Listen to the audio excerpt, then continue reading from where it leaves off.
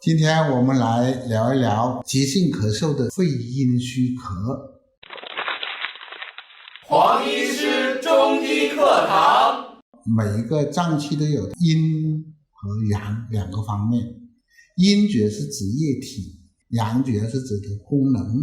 慢性咳嗽耗气了肺气，同时耗气了肺的阴液，所以呢，肺阴虚也就是说肺的津液少了。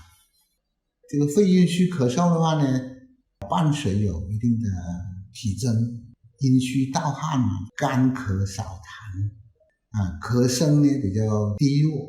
这个肺阴虚治疗原则就是虚则补之。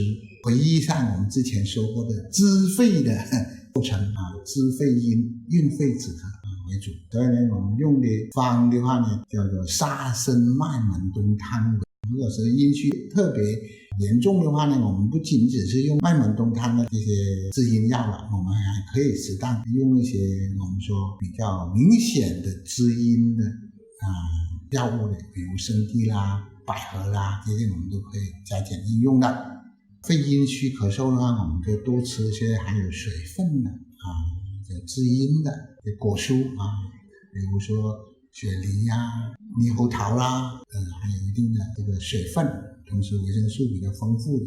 好，我们呢说了急性咳嗽的热咳，那么呢相对的有个叫寒咳，也是急性咳嗽的一个类型的。大家如果说想了解一下寒咳的内容呢，我们就关注一下之前我们在视频上说到的寒咳相关内容就可以了。